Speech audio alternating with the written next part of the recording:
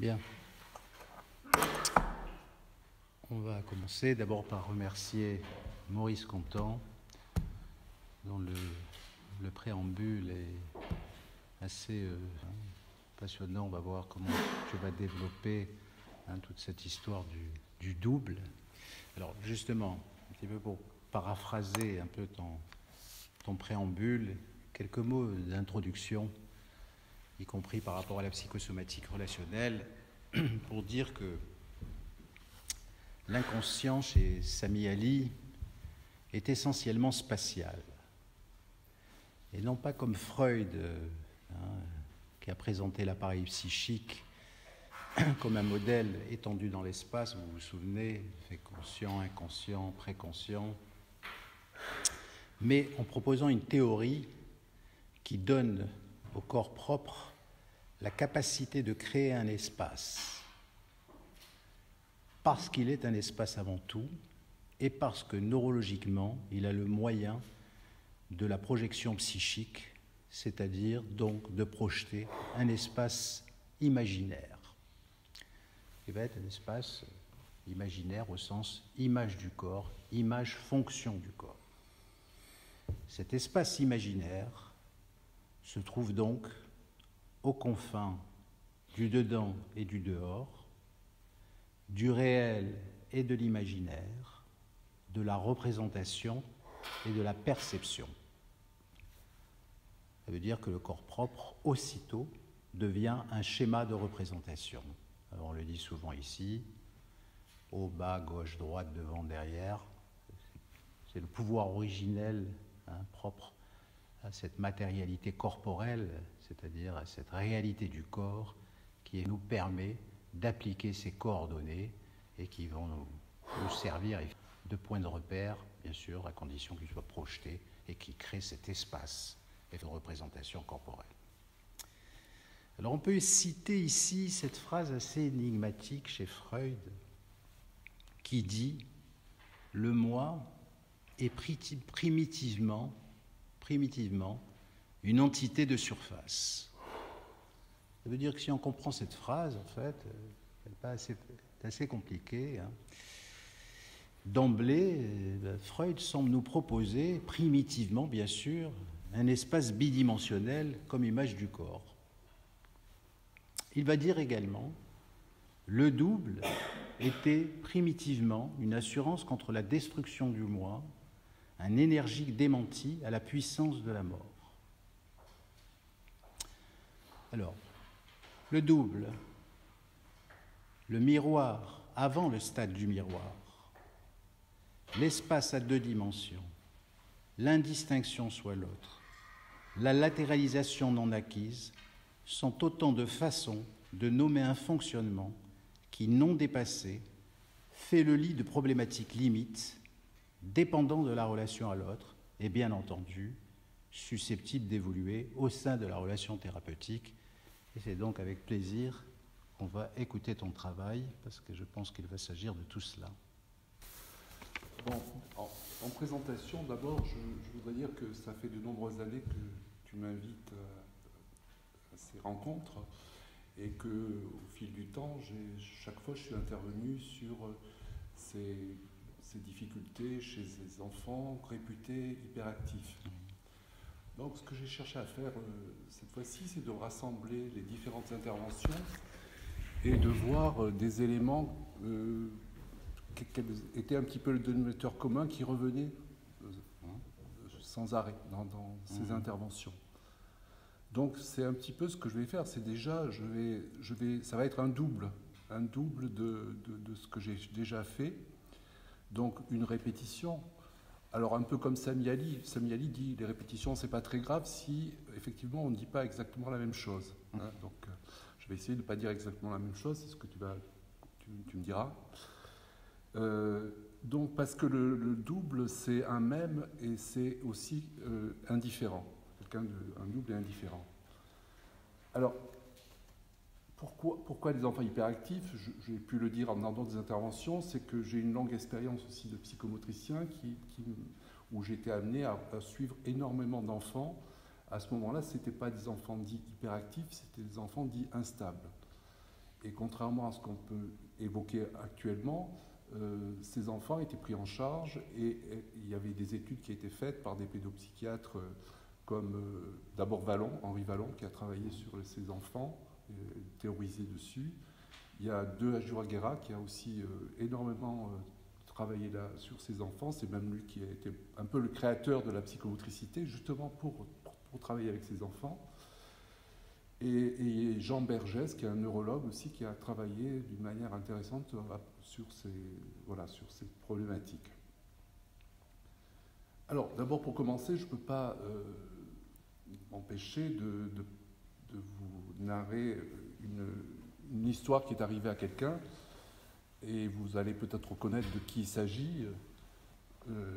J'étais assis tout seul dans un compartiment de wagon-lit, lorsque, sous l'effet d'une secousse du train, un peu plus rude que les autres, la porte qui menait aux toilettes attenantes s'ouvrit, et un monsieur d'un certain âge, en robe de chambre, le bonnet de voyage sur la tête, entra chez moi.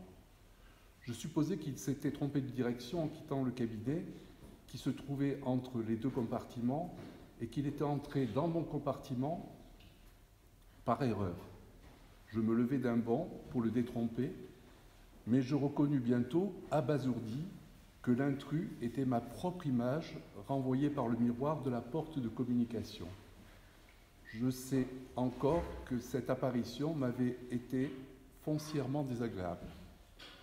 Donc on commence par Freud, et puis par l'inquiétante étrangeté, et donc par deuxième introduction, je vais vous mettre d'emblée dans une séance d'un enfant que je suis actuellement, que je suis depuis peu de temps. Je vais le nommer Jules, qui a 5 ans et demi, dont l'exemple d'une forme de relation spéculaire avec l'autre via le corps est assez significative.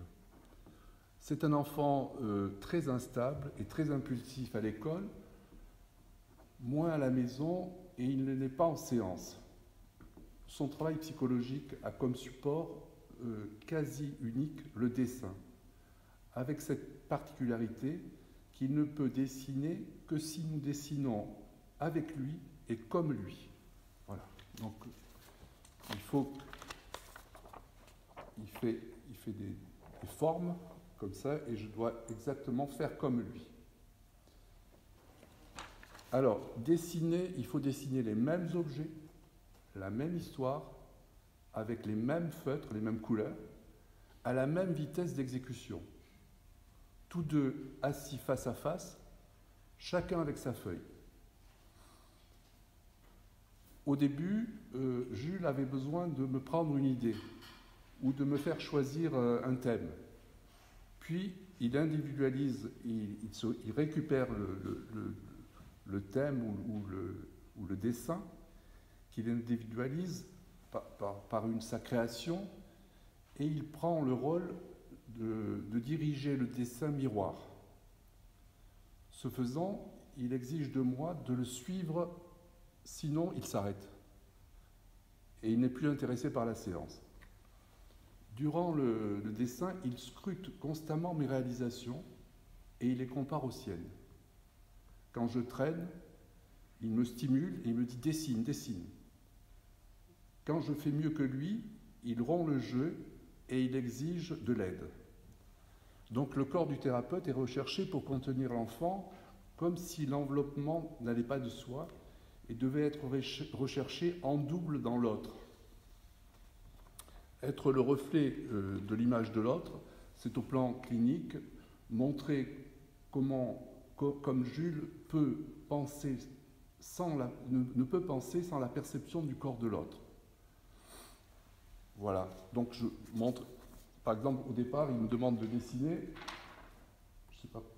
Donc, comme il se bagarre beaucoup à l'école, j'ai commencé par faire un combat, et lui, tout de suite, refait les tout premiers dessins.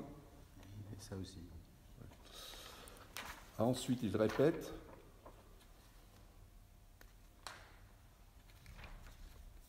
Dans une séance, justement, un peu... Il dessine ce dessin un double, justement. Il ne me dira pas qui c'est. Donc, alors, il y a des dessins où il y a des contenus qui pourraient être symboliques, et vous le verrez dans mon développement. Dans un premier temps, je n'interviens pas du tout dans ce qui est fait. Ça, c'est une maison abandonnée. C'est des thèmes qui reviennent souvent. Et petit à petit, les dessins se poursuivent. C'est encore quelque chose, une maison abandonnée avec des pics. Et petit à petit, une histoire commence à se construire. C'est les deux mêmes, mais ça c'est le... D'ailleurs, je ne reconnais pas quel est le mien, quel est le sien, parce qu'il faut que je fasse exactement la copie conforme. Donc c'est chaque fois des accidents qui arrivent à des enfants qui tombent, qui sont abandonnés. Voilà, donc les premiers dessins, c'était sur des formes, hein, je vous en ai montré. On a commencé sur des formes.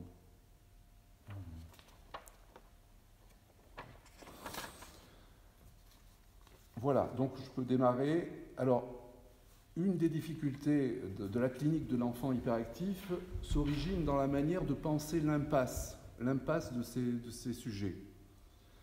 Si celle-ci est uniquement tournée vers la métapsychologie de l'absence, qui relève déjà d'une symbolisation secondaire, alors le relevé de l'impasse renforce le traumatisme. Donc il paraît indispensable de penser également une métapsychologie de la présence, c'est-à-dire de la rencontre de deux sujets et de l'effet interactif de l'un à l'engagement pulsionnel de l'autre, rencontre avec le même, le semblable, le double. Autrement dit, c'est peut-être aussi l'expérience de la non-séparation, c'est-à-dire la continuité du lien psychique qu'il faudra tenter de donner à vivre au patient. Comme le dit Geneviève Hague, pour pouvoir se séparer, il faut en quelque sorte suffisamment intérioriser la non-séparation, c'est-à-dire les liens. Un autre psychologue qui travaille beaucoup sur l'hyperactivité dirait que chez ces enfants, c'est une pathologie du lien. Hein. Alors, ça c'est une chose importante parce que quand j'ai commencé à travailler à la faculté d'Aix-en-Provence sur l'hyperactivité, le DEA, le titre de mon mémoire, c'était « L'impossible séparation ». Aujourd'hui, je dirais plutôt « L'impossible rencontre ». Donc c'est-à-dire que, vous allez le voir, la difficulté de ces enfants, bien sûr, c'est de se séparer, mais avant même de se séparer, c'est de rencontrer l'autre qui est difficile. C'est la rencontre avec l'autre qui pose problème. Le cas d'un enfant noué dont j'ai pu parler précédemment dans d'autres interventions, au cours de la thérapie, il commence à se séparer psychiquement de l'objet mère et il a besoin de vérifier réellement qu'il n'a pas détruit l'objet réel mère en allant voir dans la salle d'attente, vérifier que la mère-objet externe est toujours bien vivante, autorisant la séparation. Il y a donc à penser toute une dialectique, présence-absence, séparation-non-séparation, lien-non-lien. L'autre, je le disais, est un double. Le double est un même, mais il est aussi différent. L'accordage affectivo-émotionnel se déploie sur ce fond relationnel et favorise l'écoute et la satisfaction des besoins du moi. Ceux-ci se définissent ainsi. Premièrement, le besoin d'un autre pour symboliser. L'autre de l'autre apparaît au décours de cette relation initiale lorsque l'illusion de toute puissance cède la place à la désillusion tiers-cisante. Deuxièmement, le besoin de l'écoute de l'autre avec sa fonction miroir et sa fonction échoïsante. Fonction éminemment symbolisante dans leur dialectique nécessaire à la sensorialité. Arrêtons-nous un instant sur cette question de la dynamique entre la fonction échoïsante de la mère et la fonction maintenant perçue comme différenciatrice de la sensorialité chez le bébé. Les travaux actuels de Rocha, l'année dernière je vous avais recommandé ce livre de Rocha, c'est un psychologue du développement, s'appelle Le monde des bébés, Stern, c'est plus connu, De Cety aussi, indique clairement le rôle différenciateur, soit non soit, des fonctions sensorielles. Elles permettent la distinction interoception, extéroception et fondent la proprioception. À l'inverse, la fonction échoïsante maternelle produit initialement du même et tend à gommer par le biais de l'imitation l'aspect différenciateur. Le même crée logiquement de la similitude et non pas de l'identique, et non de l'identique à soi. Initialement, le développement de la subjectivité du bébé s'articule à ces deux pôles. Échoïsation par la mère des éprouvés émotionnels du bébé, d'un côté, et appui du bébé sur ses propres flux sensoriels pour coordonner, synthétiser les sensations qui lui permettent d'élaborer une distance à la source. Cette distance à la source permet un ajustement spatial et une action appropriée. L'écho maternel établit une référence, un même, perçu dans un écart sensoriel, le timbre de voix, mais surtout voix propre perçue, intéro- et extéroceptivement, et voix maternelle extéroceptive seulement. La distinction le corps-langage, c'est-à-dire corps proche du soi dans la perception interoceptive, langage proche du non-soi dans l'absence de perception interoceptive, recoupe la distinction soi-non-soi. On peut imaginer les implications psychopathologiques des défaillances de ce processus dialectique, notamment dans l'autisme. Si le sujet ne peut pas se situer dans l'illusion du même, le bébé sera mis en demeure face à cette imprévisibilité de sortir de l'illusion trouvée-créée. Le sein sera principalement un sein trouvé, dissocié de sa dimension créatrice, et s'ensuit un agrippement perceptif sensoriel,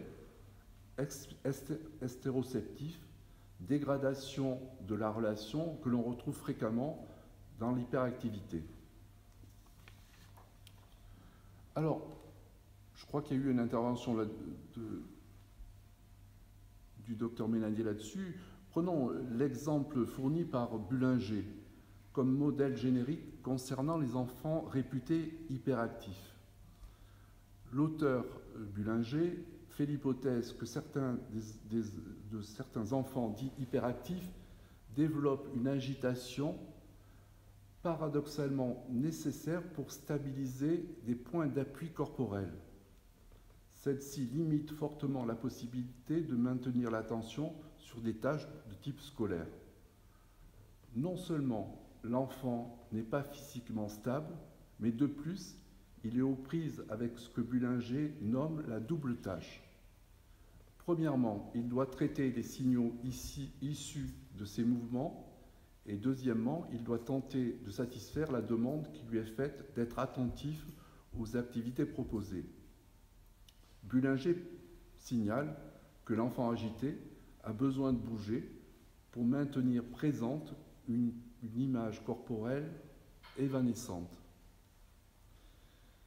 On peut émettre l'hypothèse que l'enfant réputé instable est confronté en premier lieu à un trouble identitaire qui se traduit par une défaillance d'une image corporelle permanente et unifiée, et par une absence de limite corporelle, différenciation soi-non-soi et dedans-dehors.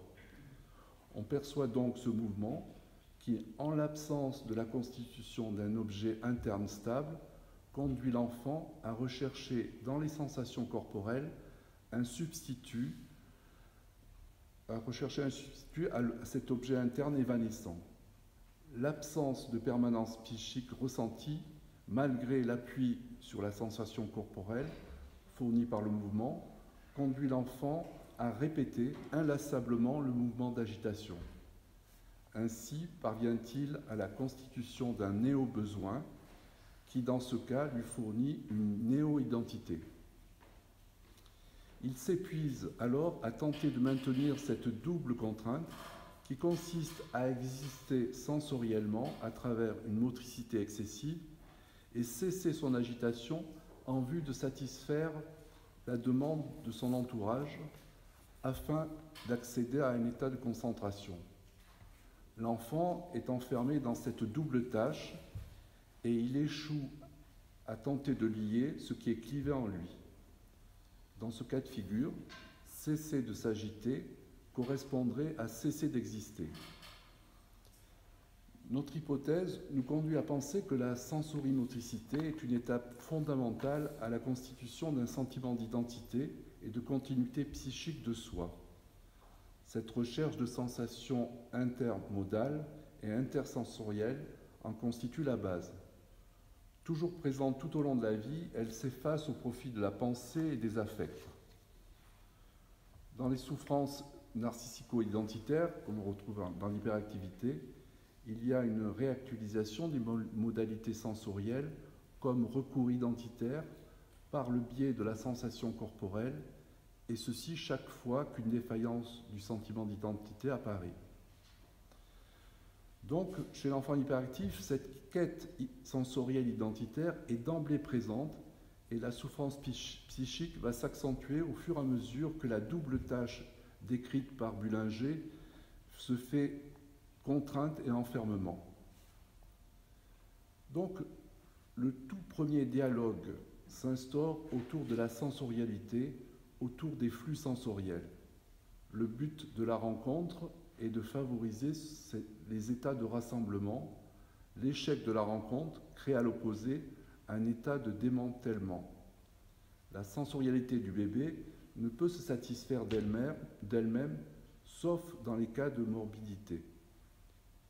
Les premières coordinations des flux sensoriels permettent de situer l'objet dans l'espace, notamment à travers l'œil, la main, la bouche.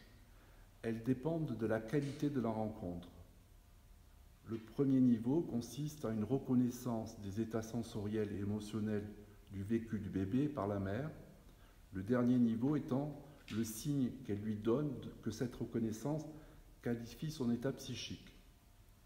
Ainsi, la reconnaissance en écho des émois du bébé par la mère, qui lui montre qu'elle fait miroir de ses émotions, permet une première intégration d'un état de lui-même. La mère, en imitant les émois du bébé, en exagérant les signes de ses émois, lui indique qu'elle est en train de lui signaler un état de lui-même. En jouant l'image du même, elle montre sa différence. Alors qu'à l'opposé, si elle montre sa propre colère ou sa propre dépression, le bébé non encore identifié va incorporer l'état de sa mère en colère ou déprimé comme un état de lui-même.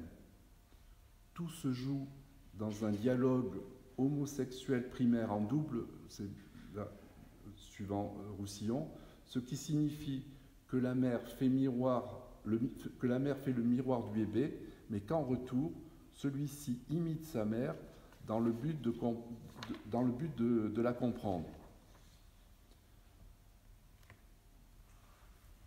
Nous pouvons retrouver ce développement dans l'ouvrage dirigé par Nadel et de Setti. Ce livre, c'est « Imiter pour découvrir l'humain ». Donc, l'importance de l'imitation. L'imitation est le fond constitutif de cette relation homosexuelle primaire en double. À cette phase primaire du développement de la psyché du bébé, il faut considérer que les deux partenaires de la dyade sont mutuellement dans une relation en écho. Cette relation empathique s'appuie sur une dimension fondamentale qui est le plaisir de la rencontre.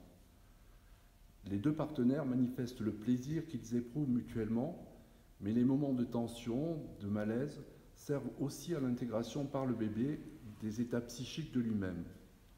Rapidement, la prévisibilité maternelle va lui apparaître et il pourra plus tard jouer avec le registre du mal-être pour recevoir de l'attention. Dans la pensée de Winnicott, il s'agit d'un moment essentiel qui fonde l'illusion du trouvé-créé. Lors de cette phase fondamentale du nourrissage, tout se passe comme si les dialogues entre les corps, les différents langages du corps étaient rassemblés. Le sein est créé par le bébé, mais il était déjà là, donc trouvé pour être créé. En résumé, Roussillon nous donne une définition du paradoxe du narcissisme primaire. L'investissement de l'objet se superpose à l'investissement de soi-même sans antagonisme, pour autant que l'investissement de l'objet vienne refléter ses propres états ou des états correspondant au mode pré. Autre point fondamental, cette phase primaire s'associe à la problématique de la présence. L'objet est présent dans la rencontre. Cette présence est nécessaire à la rencontre, à l'établissement du lien. Il doit accepter d'être utilisé et sa présence en double fournit au sujet le sentiment de présence à lui-même. C'est aussi le sujet qui s'absente, qui se retire de la relation lorsqu'il a besoin d'élaborer l'objet interne. L'objet doit accepter ses retraits, ses phases de retrait, se laisser absenter. C'est donc la qualité de la présence qui va organiser la rencontre, lui donner un sens. Deux réflexions de Freud nous conduisent à définir cette période primaire et d'en dégager les perspectives. Première réflexion de Freud, il dit « Rien dans la pensée qui ne fût préalablement dans les sens ».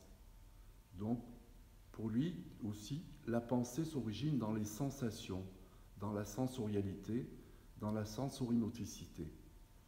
Une autre réflexion de Freud concerne plutôt la sortie de cette phase. Il s'agit de « nul ne peut être tué en effigie ». Il faut donc que l'objet soit présent pour être détruit et ainsi être trouvé comme différent. À partir de la première réflexion, nous pensons que peuvent s'articuler les auto-érotismes tels que se sentir, se voir, s'entendre. Ceci engage la sensorialité. Se sentir évoque d'emblée la réflexivité qui fait dire au sujet qu'il se sent bien ou qu'il se sent mal, mais il peut dire, lorsque sa réflexivité n'est pas symbolisée, primairement, qu'il ne se sent pas ou qu'il se sent mauvais. Le psychisme du sujet voit son organisation spatiale modifiée. Le dedans et le dehors perdent leurs limites et les dialectiques habituelles et se muent en une organisation d'inclusion réciproque, pour reprendre le terme de Samiali. Le dedans se projette au dehors, en appui sur l'environnement. Simultanément, en retour, c'est l'environnement qui fait office de dedans. Au terme de cette mutation, l'intrapsychique se confond avec l'environnement. Dans ces conditions, le corps voit son statut modifié. Il est lui-même projeté sur l'extérieur, représenté par l'environnement et donc non différencié dans ses repères spatio-temporaux. Cette projection s'accompagne d'un clivage avec le psychisme. Il devient hyper présent à l'extérieur, mais absent dans le psychisme. Une autre défense se constitue aussi dans l'agir. Simultanément, pour lutter contre la perte et tenter de la maîtriser et de contrôler une présence qui devient effractante du fait de l'agir perpétuel, sans phase de retrait, d'attente ou de différé. Fascinant et épuisant, l'hyperactif n'est pas dans la recherche prioritaire d'une quête au sens de l'hystérie. La thématique relève plutôt de la dérision de l'acte et de la rencontre. La relation qui s'établit est ce qui reste d'une relation délibidinalisée, une relation sans relation.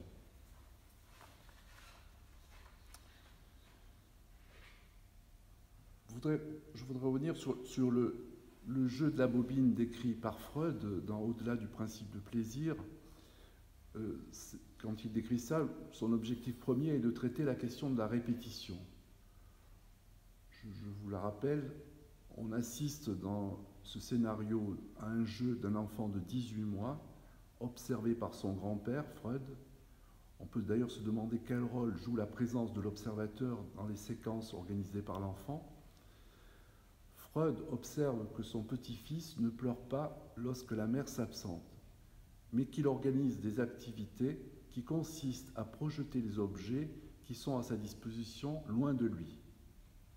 Plus tard, il observe un scénario au cours duquel l'enfant joue avec une bobine attachée à une ficelle qui propulse dans le berceau, puis la rapproche en tirant sur la ficelle. Simultanément, il prononce des mots que Freud traduit par Ford et Da, c'est-à-dire loin et près. Nous sommes au seuil d'un travail psychique de symbolisation secondaire, transformation de représentation de choses en représentation de mots. Plus tard, Freud décrira une autre séquence au cours de laquelle il observe le bébé se placer devant le miroir du salon, lequel ne descend pas jusqu'au sol, et s'accroupir comme pour faire disparaître son image. Cette séquence sera suivie par une attitude énigmatique. Lors du retour de la mère, le bébé s'exclamera « bébé au » ou « bébé parti ». Cette séquence associée à la précédente indique à quel point le bébé, à ce moment-là, est en mesure d'occuper les diverses places dans la relation en jeu. En se faisant disparaître devant le miroir, il est aussi la mère abandonnante qui abandonne le bébé et le retrouve. Puis, au retour de la mère, il joue la scène du bébé qui part et qui abandonne la mère au moment précisément où son retour la rend susceptible de s'absenter à nouveau, le bébé anticipant cette potentialité. Notons au passage que nous avons dans cette succession une référence au jeu de la bobine, dans le jeu de la bobine, avec le bébé qui s'organise activement la séparation pour ne pas la subir passivement, et aussi le stade du miroir de Lacan figuré par cette séquence d'apparition-disparition devant le miroir en présence d'un tiers. Le stade du miroir s'avère être un moment fondateur de cette période infantile dans l'identification secondaire. Alors, ce qui est important aussi de préciser, peut-être, Roussillon a tendance à dire aussi que ce qui est important dans cette séquence, c'est la ficelle. Le plus important, c'est la ficelle. Parce qu'en fait, il y a un lien, et là, on s'arroge un peu Bullinger, entre l'œil et puis la main. C'est-à-dire qu'il peut faire disparaître à la vue la bobine, mais il tient l'objet qu'il abandonne, il la tient avec la main. Donc il y a une double...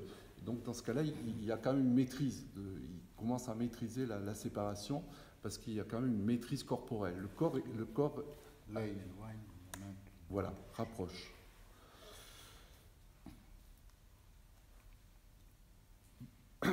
Donc, maintenant, comme le précise Georgiev, l'intérêt pour autrui s'exprime chez le nourrisson dès la naissance, faisant postuler une intersubjectivité précoce ou primaire. Trevarten, de son côté, évoque une intersubjectivité primaire pour caractériser le tout début de ce processus de rencontre. Il distingue deux formes d'intersubjectivité, l'intersubjectivité primaire et l'intersubjectivité secondaire. L'intersubjectivité primaire est marquée par un intérêt pour le visage d'autrui et le regard sans conduite clairement intentionnelle.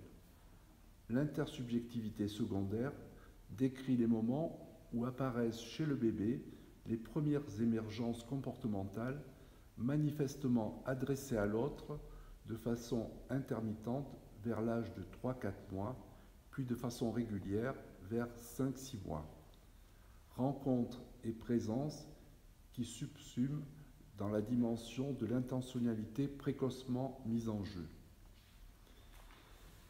Quand une mère et son bébé se regardent, le visage de l'adulte imite en miroir les expressions, les mimiques du visage du bébé. Il faut prendre en compte deux éléments. Premièrement, la mère ajoute un commentaire sur le sens affectif supposé de cette mimique du bébé. Il y a donc une intersensorialité. Deuxièmement, le visage de la mère imite le visage du bébé. Il prend les mêmes expressions faciales en les accentuant. La mère complète cette expression du bébé par une mimique supplémentaire allant dans le sens d'une émotion hypothétique qu'elle attribue au bébé. ce scénario dans lequel la mère se fait miroir ou écho des éprouvés du bébé de manière excessive entraîne une imitation secondaire amodale chez le bébé, une imitation croisée qui suscite un partage émotionnel. Les travaux actuels sur les neurones miroirs vont dans le sens de ces observations.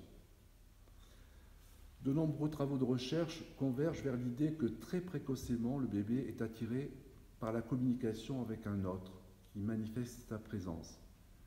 Une présence dont la forme s'exprime à travers l'imitation et l'empathie.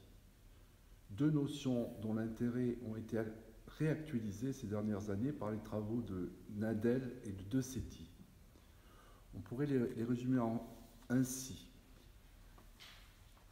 Premièrement, l'enfant imité accède à la conscience de soi. La similitude est l'élément qui permet au bébé la constitution d'un sentiment d'existence. Le bébé se sent exister grâce au reflet maternel de son être. Deuxièmement, l'enfant imité accède au désir de communication. L'enfant imité comprend que l'adulte imitateur a le désir d'entrer en relation avec lui. Dès lors, il se lancera à son tour dans l'imitation pour faire perdurer cette valeur relationnelle. Troisièmement, l'enfant imité accède à la différenciation. On pourrait le résumer par cette phrase: « Je fais comme toi pour te dire que je comprends ce que tu éprouves, mais je ne suis pas toi. » Merzoff parle d'un presque comme moi, mais pas vraiment comme moi. Quatrièmement, l'enfant imité accède à l'intégration de ses émotions. Les comportements imitatifs des parents ont pour fonction de moduler les états émotionnels de leur bébé. L'exagération imitative parentale de l'émotion permet à celui-ci de faire la distinction entre une véritable expression émotionnelle du parent et une expression du parent comme reflet de ses propres éprouvés. Le bébé perçoit qu'il a été entendu, il peut dès lors être assuré de la présence bienveillante de ses parents. Donc la mère, le thérapeute, comme objet suffisamment imitant est importante. L'enjeu premier et majeur dans la relation transféro-contre-transférentielle de ces conjonctures cliniques se formalise dans la réédition de la relation mère-enfant. Le bébé qui voit son soi, d'abord dans le visage de la mère, puis dans le miroir, indique une voie permettant d'envisager sous un certain angle l'analyse et la tâche thérapeutique. La tâche fondamentale, je cite Winnicott, la tâche fondamentale, c'est celle de donner au patient ce qu'il apporte. Mais alors que se passe-t-il quand on est dans l'épreuve de la désymbolisation? Quel est le statut du corps, de la motricité, de la sensorialité? Lorsque la symbolisation primaire échoue à transformer les objets en images du corps, en représentation de choses, il se produit une dégradation de la corporéité. Lorsque tout se passe bien, le corps et la psyché sont unifiés. Le sujet se sent posséder son corps et simultanément être son corps. La corporéité pourrait se définir ainsi à travers cette unité corps, psyché, soma, intégrée. Ce qui fait dire à Sami Ali, le corps se voit dans un espace et un temps qu'il a lui-même constitué. Rajoutons, si c'était nécessaire, que le corps dont il est question n'est pas un corps autonome. Il est la résultante d'une relation au corps maternel. Relation qui a permis l'intégration par le sujet des interactions, des processus intersubjectifs et in fine intrapsychiques. L'auto-érotisme se construit sur ce fond relationnel d'appropriation subjective progressive. À l'origine de ce processus évolutif, deux moments clés apparaissent: la rencontre de deux subjectivités et le partage émotionnel, sensoriel, esthésique. Ces deux notions fondamentales s'entendent dans une temporalité commune, en même temps et dans une attention conjointe. Ces temps de rencontre et de partage alternent avec des temps de retrait, aussi bien chez la mère que chez le bébé. Ainsi, la rythmicité se construit, comme le souligne Winnicott, trouver un moyen d'exister soi-même pour se relier aux objets en tant que soi-même et pour avoir un soi où se réfugier afin de se détendre. Donc le temps de retrait est un temps d'intégration, d'appropriation nécessaire.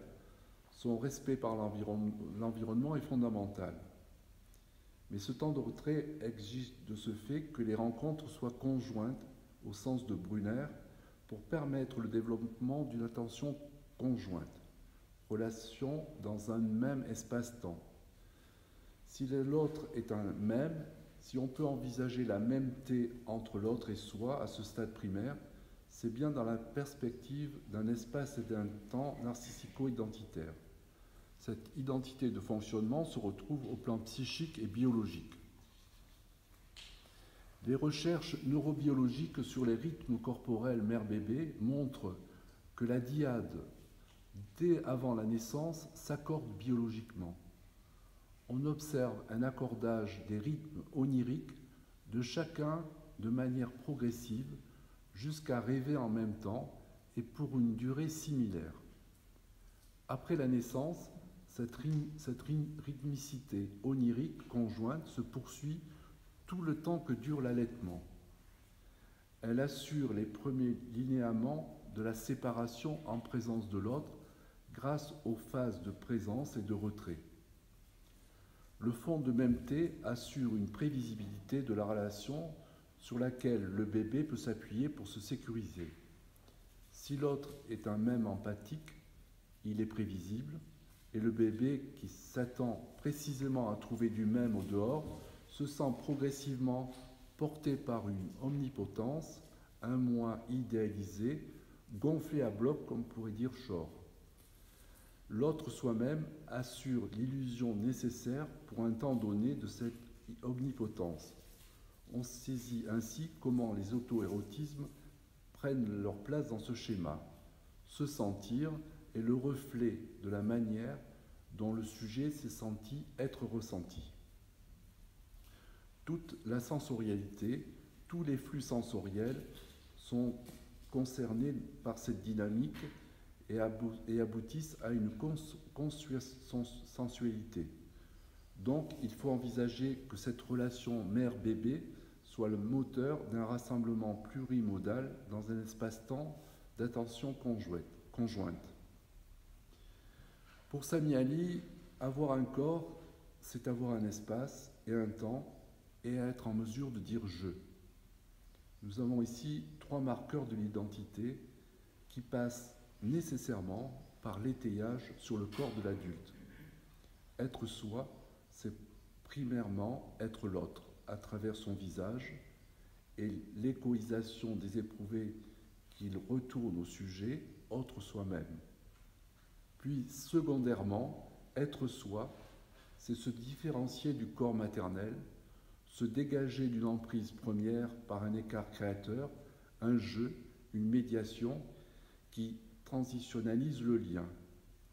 L'être soi corporel passe par des étapes qui consistent à se dire « je ne suis pas ça », une sorte d'identité en négatif, un dégagement, une décolonisation. Le corps conçu sur un mode unitaire peut permettre de repérer à l'intérieur d'un champ multifactoriel le domaine où la délésion est à l'œuvre. En envisageant la présence diffuse et agissante du corps dans tous les domaines de la vie psychique et somatique, on aborde une orientation conceptuelle visant une identité de fonctionnement au plan psychique et somatique. Les manifestations pathologiques se développent quant à elles sur un mode identique tant dans la vie psychique que dans la vie somatique et biologique. Dans les pathologies observées, à savoir l'hyperactivité, Force est de constater que le corps est absent dans la relation à l'autre. D'une manière générale, le jeu de la présence et de l'absence doit s'entendre comme processus dialectique. On est en relation de présence selon la manière dont est organisée la relation d'absence et inversement. L'absence de l'objet est la conséquence de la manière dont s'est établie la présence de l'objet. Les deux aspects sont indissociables et lorsqu'un des pôles est défaillant, cela signifie que l'autre pôle l'est également. Ainsi, l'angoisse de séparation s'entend du même coup comme angoisse dans la présentification.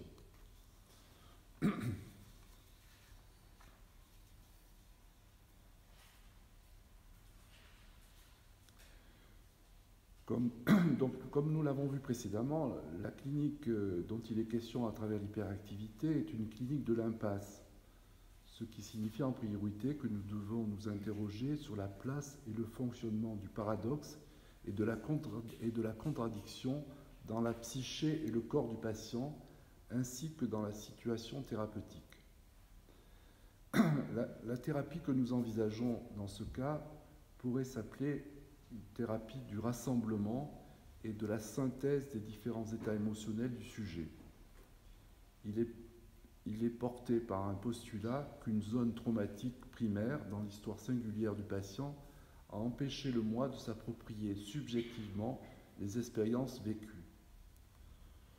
Ce travail de synthèse n'ayant pas eu lieu, le moi est confronté à des états clivés de lui-même, clivés au sens des affects, et en situation thérapeutique, nous observons dans ce cas que les patients porteurs de ce type de souffrance sont aux prises avec des états émotionnels dont la labilité est à la mesure de l'absence de lien que le sujet établit avec ces différents états.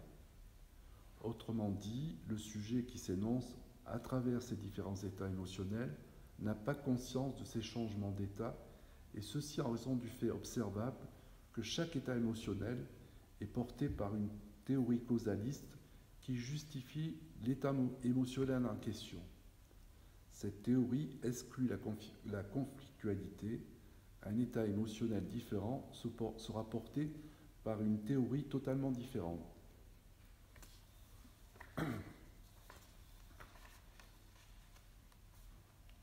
Donc, il nous faut élaborer d'autres modes d'approche thérapeutique en vue de mettre en évidence des éléments contradictoires non intégrés par le moi du patient, éléments dont le thérapeute fait partie.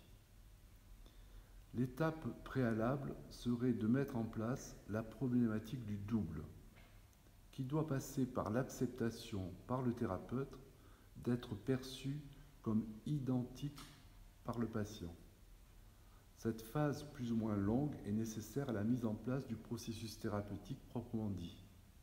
Elle doit se maintenir jusqu'à ce que le patient estime avoir fait le tour de ce qu'il avait à énoncer de lui-même.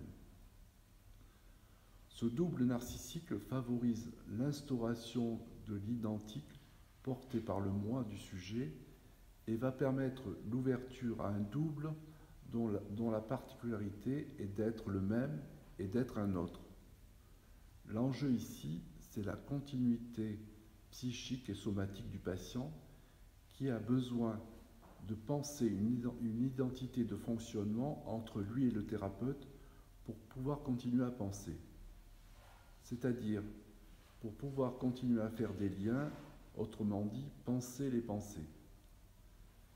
Dans cette thérapeutique, on passe d'un double restrictif à un pôle approximatif amodal qui favorise l'insertion d'un sujet autre sujet.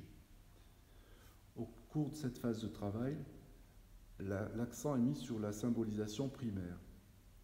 L'idée générale, c'est que dans un système fermé, il sera impérieux de trouver comment ouvrir, mettre du jeu qui permet in fine l'insertion d'un autre, de l'autre, donc d'un tiers.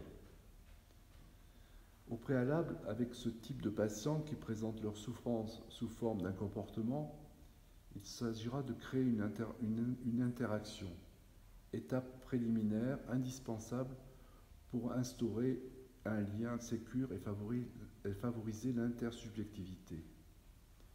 Le lien sécure s'entend dans la prévisibilité de l'objet thérapeute. Le thérapeute est prévisible s'il est suffisamment malléable, vivant, créatif, transformable, mais pas destructible, pouvant être touché affectivement sans exercer de rétorsion ou d'évitement. Dans ces conditions, l'interaction fait place à l'intersubjectif qui ouvre à la dynamique intrapsychique en passant par l'autosubjectivité. L'intégration psychique passe obligatoirement par ces trois phases successives. Dans une réflexion sur le jeu, René Roussillon propose un modèle matriciel à trois formes: le jeu intersubjectif, le jeu autosubjectif et le jeu intrasubjectif. Modèle qui permet de penser une intervention mutative du thérapeute en participant à la création d'un espace de jeu avec le patient issu du modèle alternatif de Winnicott. Alors, premièrement, le jeu interactif se subsume par le jeu de la spatule. Dans ce jeu, l'enfant jette une spatule par terre. Winnicott la ramasse, la lui tend, l'enfant la jette à nouveau. Winnicott la prend à nouveau et la lui tend. C'est un jeu dans lequel la réponse de l'autre sujet est nécessaire à sa poursuite et à son développement. La limite de ce jeu, c'est la symbolisation de l'absence de l'autre qui ne peut s'élaborer, puisqu'on a besoin de l'autre dans ce jeu. Deuxièmement, autre type de jeu, le jeu autosubjectif, est caractérisé par le jeu de la bobine décrit par Freud, que j'ai décrit tout à l'heure. C'est un jeu qui, outre la psyché, ce que je disais, implique la main et l'œil, donc le corps. L'enfant lance avec la main une bobine attachée à une ficelle qui disparaît à sa vue. L'objet s'est donc absenté visuellement, mais il reste présent par la main, par le biais de la ficelle. L'enfant joue à éloigner et à faire revenir l'objet qui représente sa mère. Ce qu'il ne peut pas faire avec la mère réelle, il le fait avec un objet de substitution. Pour arriver à ce stade élaboré du jeu, il faut supposer qu'il ait été précédé par une forme de jeu du coucou dans lequel la mère s'implique activement. Elle joue à disparaître, réapparaître, mais aussi laisse le bébé la faire disparaître et réapparaître. Il faut pour cela un environnement qui pense le jeu et nécessite la présence d'un adulte qui peut intervenir ou laisser l'enfant jouer seul en sa présence. Ceci constitue l'arrière-plan du jeu autosubjectif. Le troisième temps, repérable, du jeu surgit quand l'enfant a suffisamment joué avec sa mère, avec l'absence de sa mère, en sa présence. Enfin, en présence d'un substitut, il peut alors développer des jeux dans son propre espace psychique, des jeux intrasubjectifs dont le rêve est un cas particulier. Il s'agit donc d'une matrice de jeux à trois formes qui sont solidaires entre elles. Rappelons que dans la plupart des situations thérapeutiques avec des patients dits hyperactifs, le premier message qu'ils nous adressent est un comportement. Comportement agi dans la motricité ou bien comportement émotionnel accompagné d'une théorie isomorphique du vivant. Le sujet se pense semblable à lui-même. Revenons donc sur ces cas de sujet hyperactif.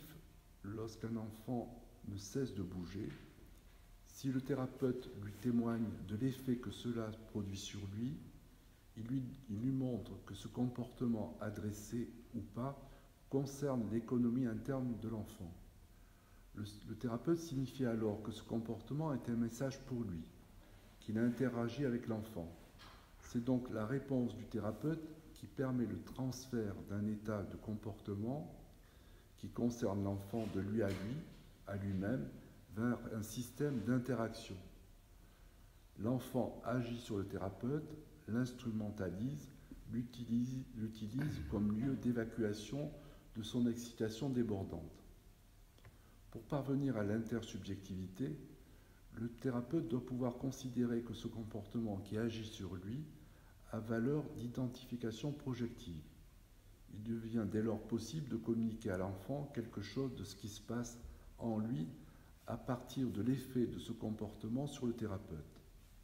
En tant que sujet, le thérapeute échoïse à l'enfant quelque chose de son action de sujet sur le thérapeute. Enfin, troisième temps, l'intrapsychique se formalise autour de l'intégration de la mise au présent du moi, d'un aspect de sa culpabilité interne et d'un impasse dans lequel il est pris.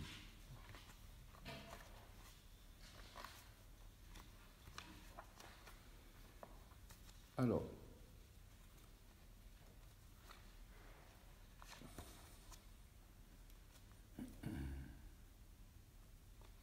parler des neurones miroirs, mais je pense que ça a sûrement été évoqué, de toute l'importance. Peut-être insister, même si tu l'as développé, sur la théorie du visage de Samiali, telle que j'ai pu moi la comprendre.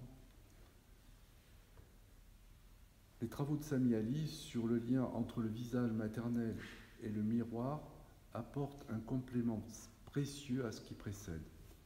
Dans son ouvrage Corps réel, corps imaginaire, l'auteur propose, après Vallon, Lacan et Winnicott, une théorie du visage qui retrace les étapes constitutives du processus de reconnaissance de soi. Invisible par essence, le visage, écrit Samiali, c'est d'abord une donnée au monde extérieur qu'un vide, au niveau de l'image du corps, signifie de la façon la plus surprenante. Dépourvu de visage à la naissance, ce n'est qu'à partir de 3 mois, à partir du moment de la mise en place de la vision binoculaire, que le bébé devient le visage de sa mère. Nous sommes ici en totale cohérence avec ce qu'écrit Zazo sur l'illusion spéculaire et Winnicott sur le visage maternel comme précurseur du stade du miroir. Objet d'identification primaire, celui-ci, je cite Samiali, objet d'identification primaire, celui-ci coïncide si parfaitement avec le champ visuel immédiat que voir et être vu, vision et organes de vision deviennent indiscernables. De même que l'on serait tenté d'ajouter que miroir et reflet, objet et soi se confondent. Dans cette seconde étape du processus de reconnaissance de soi, le visage du bébé coïncide avec le visage de la mère. Ainsi, le premier visage du sujet est d'abord le visage d'un autre, un autre rencontré comme même, mais qui devra secondairement être reconnu comme autre. Je cite Samiali, non pas autre en soi ou par rapport à soi, ce qui impliquerait une connaissance encore inexistante de soi, mais autre relativement à d'autres qui paraissent maintenant étrangers. Ce moment de développement est marqué en effet par l'avènement de l'angoisse du 8e mois, où l'étranger, écrit Samiali, n'est autre que le sujet lui-même. L'angoisse du 8e mois, quand elle vient à se produire, trahit cette double constitution de l'autre comme autre et de soi comme autre de cet autre. L'altérité n'est plus assimilée au moi, mais perçue comme étrangère à soi du dehors, en l'occurrence lorsque le bébé perçoit une différence entre le visage de sa mère, auquel il s'identifie, et les autres visages, mais également du dedans, lorsque, fort de cette expérience, le bébé pourra envisager son propre visage comme différent de celui de sa mère. Pour Samiali, la reconnaissance de l'altérité passe par la reconnaissance de l'altérité de l'objet. Ce processus s'appuie sur la projection qui succède à l'identification et aboutit à une délimitation des espaces du dedans et du dehors. L'altérité à soi est perçue en même temps que la mise à l'écart par la projection. L'angoisse du 8e mois marque le moment où l'identification au visage de la mère cède à une projection qui, en même temps que la différence, introduit la distance avec un autre soi-même. D'où la foncière identité du familier et de l'étrange, qu'un sentiment d'inquiétude révèle toutes les fois que s'opère l'objectivation du visage de l'autre. Reconnaître comme autre ce à quoi le sujet s'était d'abord identifié ne manque pas de susciter des affects d'inquiétante étrangeté. Cette découverte introduit un écart intérieur de soi, à l'intérieur de soi, écart qu'on retrouve dans ce moment de développement où le sujet est sur le point d'assumer sa propre image spéculaire. L'expérience du miroir met d'emblée le sujet aux prises avec un autre qui n'est pas encore soi-même. Samiali introduit une seconde boucle qui finalise le processus de reconnaissance de soi. La découverte du visage maternel comme autre conduit réciproquement le sujet dans un mouvement identificatoire qui l'unit à sa propre image spéculaire, à faire l'expérience d'être l'autre de l'autre. Ainsi, l'identité s'affirme à partir de cette double négation. Je suis autre que l'autre, donc je suis moi-même. Cette trajectoire identitaire qui s'étaye sur le rapport au visage maternel, en transitant par la rencontre de l'image dans le miroir, procède de plusieurs mécanismes successifs, identificatoires et projectifs, qui s'inscrivent plus largement dans le mécanisme du double retournement. Alors, pour résumer, reprenons les 3 étapes constitutives du processus de reconnaissance de soi par chez Samiali. Premier temps, le visage maternel est investi comme objet d'identification primaire. Je suis objet, je suis moi. Le rapport du sujet à l'objet est marqué par une relation d'identité, par une coïncidence parfaite. Deuxième temps, le visage maternel est perçu comme différent des autres et commence à découvrir son altérité. L'énoncé « je suis moi » se retourne à « je suis autre » et décline en « je suis autre que moi » et « je suis autre que l'autre ». Troisième temps, non seulement le visage maternel est perçu comme autre, mais il est découvert comme autre aussi. Cette découverte conduit le sujet à l'opération suivante, second retournement. Je ne suis pas l'autre de l'autre, autrement dit, je suis moi-même. Mais alors, que veut dire être soi-même? Samiali soutient que ce moi-même est le miroir qui capte dans l'illusion réalité et de nouveau un autre. Ainsi, l'expérience du miroir se caractérisera par une désidentification du visage de la mère, suivie d'une identification à un autre visage qui est le sien propre. Pour un peu alléger, éclairer je vais revenir sur un cas que je vous avais présenté l'année dernière. C'est le cas de Noé, mais je n'avais pas du tout insisté sur cet aspect-là, sur le visage. Noé, c'était un enfant de 7 ans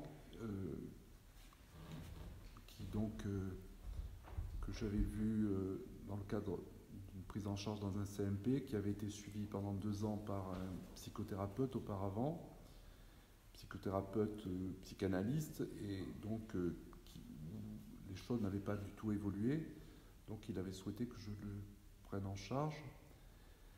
J'avais décrit la difficulté un petit peu, mais encore plus qu'avec Jules, dans un premier temps, qui a duré très très longtemps. Cet enfant m'avait carrément instrumentalisé. J'étais devenu son double, mais son double persécutoire, j'en parlerai tout à l'heure, le double persécutoire. Mais quand, dans une phase de jeu, on a pu s'échanger des objets, les choses ont commencé un petit peu à bouger.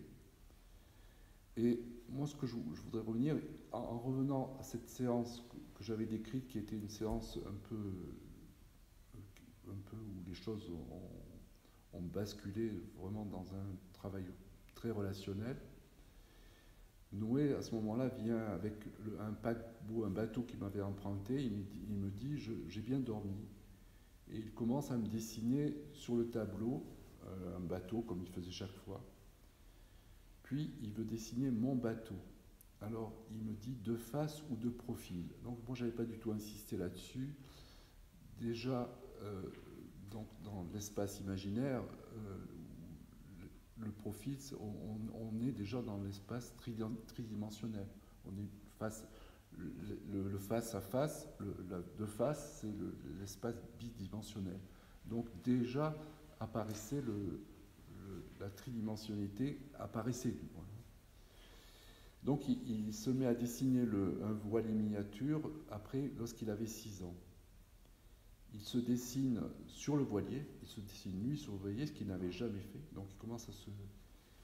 Et il dit, il y a une tête de mort sur la voile, et il dit, j'avais une barbe, maintenant je l'ai rasée.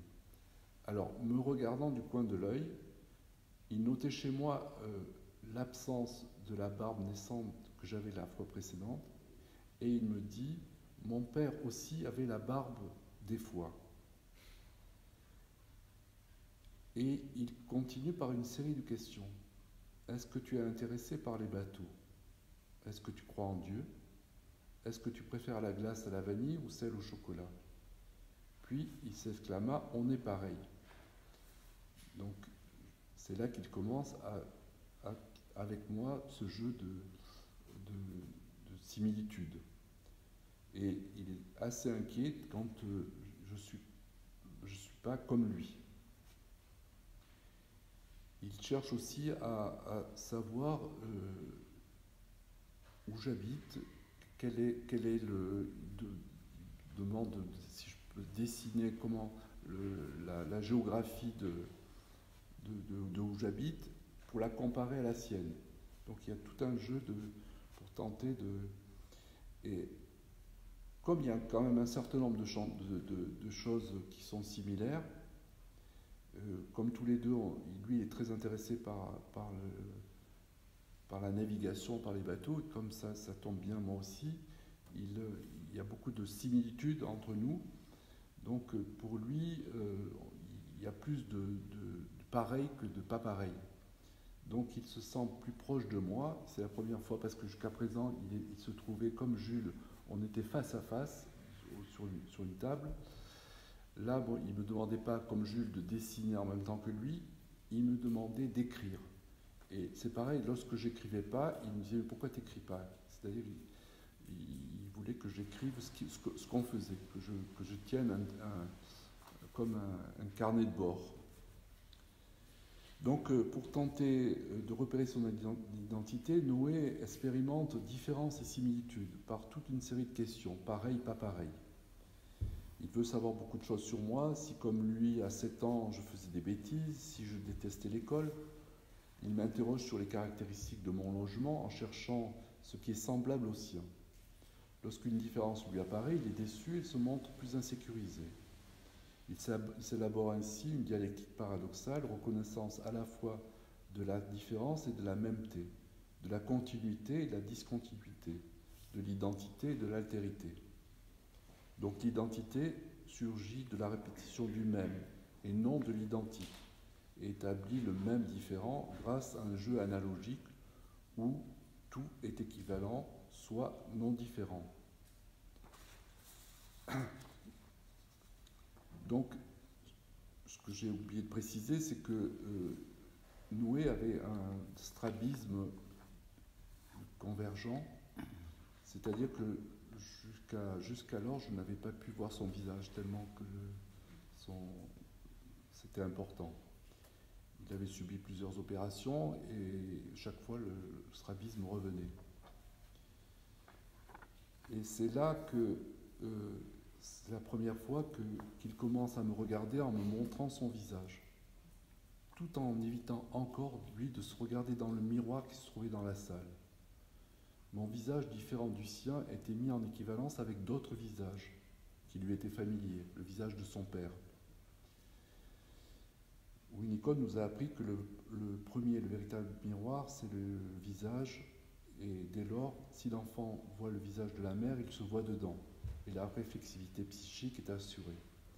Il reste à intérioriser le miroir maternel et à l'oublier.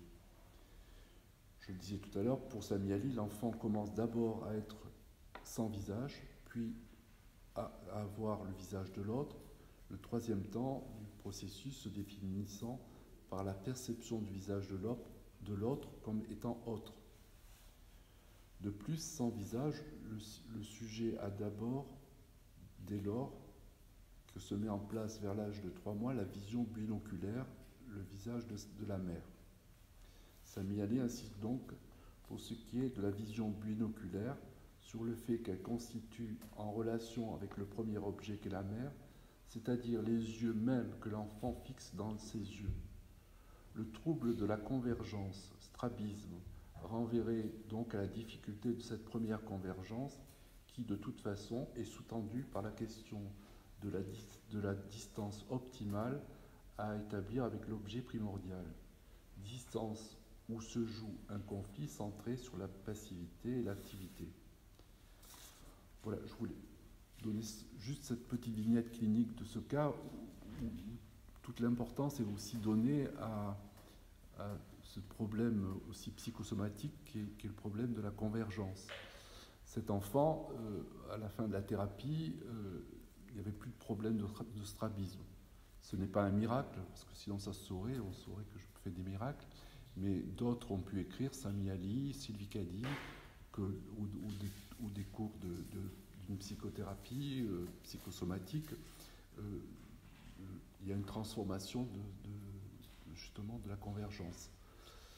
Donc c'est à partir du moment où je deviens similaire à lui, où je commence à être pareil et pas pareil, où on voit que l'unité psychosomatique est remise en question et se réorganise. Alors, quand même, je vais un peu. Dans le titre, il y avait le double et ses avatars. Là, je me sers aussi des écrits d'un psychologue lyonnais qui, je pense, va venir au mois de novembre, interviendra dans le cadre des conférences de la SPP, et que je vous conseille d'aller écouter, qui a écrit le sujet son double. Et je me suis reconnu dedans dans ce qu'il pouvait écrire en lien avec ce que je vois dans la clinique. Donc je vais surtout parler des deux doubles, parce qu'il définit plusieurs doubles. Donc ces doubles, c'est quand justement le processus décrit par Sami Ali ne se développe pas, qu'on en reste à quelque chose d'un narcissisme primaire. Et dans ce cas-là, le double est quelque chose qui persiste et qui n'aide pas à ce qu'on soit identifié. On a besoin de l'autre tout le temps. Sami Ali, lui, relie ça avec le surmoi corporel. Donc, c'est-à-dire que l'autre devient un surmoi corporel, c'est-à-dire que l'autre... C'est plutôt une sorte de plaque tournante, oui, chez Sami Ali, oui, qui va être soumis au destin relationnel. Oui. C'est là justement la différence peut-être avec Roussillon ou le reste. La dimension spatiale et corporelle va prendre énormément d'importance dans sa théorie. Ce qui veut dire effectivement ne pas avoir accès à ce double, c'est très délétère. Faire perdurer le double, c'est très délétère, etc. L'utiliser pour passer justement de la bidimensionnalité à la tridimensionnalité et au symbolique, c'est absolument indispensable de passer par ce double. Donc on peut à la fois, c'est là où la multidimension de Sami Ali est intéressante, parce que c'est le cas que je présenterai d'ailleurs la semaine prochaine. Ça peut très bien dériver vers le somatique, comme ça peut dériver vers la psychose, comme ça peut dériver vers l'adaptation. Tous les profils psychopathologiques sont possibles, mais sont tributaires justement du destin relationnel.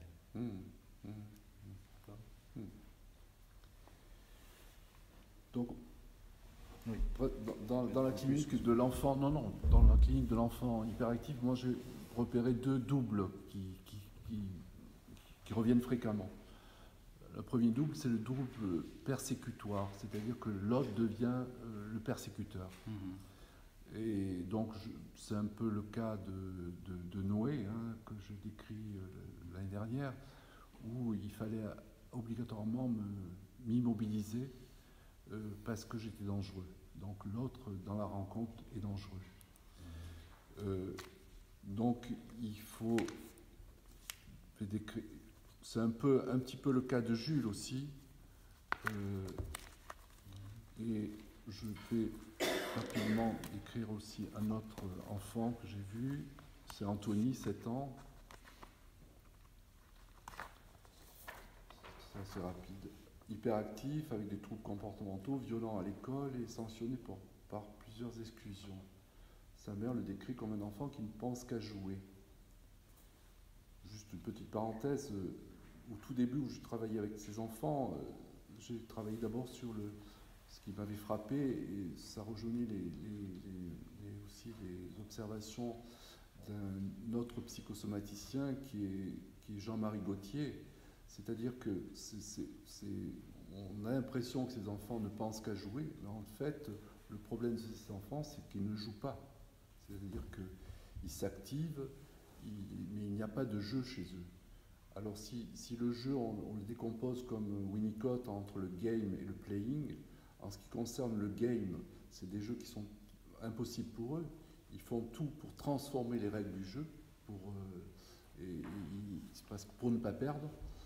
Et quant au playing, s'aventurer dans des jeux, le playing, c'est le jeu où l'imaginaire peut se développer, c'est aussi impossible, parce que justement là, il y a tout le corps imaginaire qui est refoulé. Donc ces enfants, justement, ils sont dans de l'activisme, c'est-à-dire que, bien sûr que si on les regarde, on les voit déplacer des voitures, monter des tours, les détruire, mais autour de ça, il n'y a aucun scénario qui se met en. Donc, dans la salle d'attente, il montre un visage figé, malgré l'importance que revêt pour lui l'espace de la séance. L'inquiétude qui manifeste dans la rencontre avec le thérapeute contraste avec l'impatience qu'Anthony manifeste pour l'espace de la séance. Le paradoxe se poursuit dans la séance lorsque s'amorce une séquence de jeu sans qu'il y ait une mise en jeu réelle. Tout se passe comme si le scénario qu'il se prépare à élaborer était entravé par la présence du thérapeute. C'est comme si toute son énergie était orientée vers la maîtrise du thérapeute et son immobilisation, si bien qu'il utilise tout le temps de la séance à une pseudo-mise en place extrêmement lente et minutieuse qui contraste avec la description faite de cet enfant impulsif et violent. Dans les séances, il contrôle ses pulsions agressives par une activité quasi obsessionnelle. De cette manière, il se protège contre l'effraction que représente la présence de l'autre. Cela rejoint les constatations de Maurice Berger qui décrit chez l'enfant instable ce besoin d'immobiliser l'objet menaçant, en l'occurrence ici le thérapeute. Ce qui est important de préciser aussi, c'est la dissociation qui se produit entre la relation au thérapeute et l'investissement à l'espace thérapeutique. C'est-à-dire que l'espace thérapeutique est très investi. Mais dans cet espace thérapeutique, ce qui pose problème, c'est le thérapeute, c'est l'autre.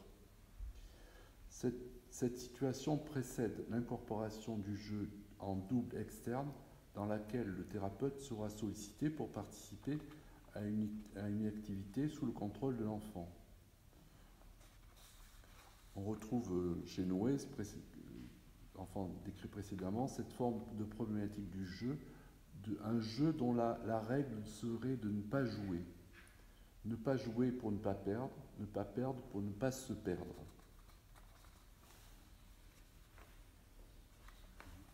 Donc ça c'est une première forme de double.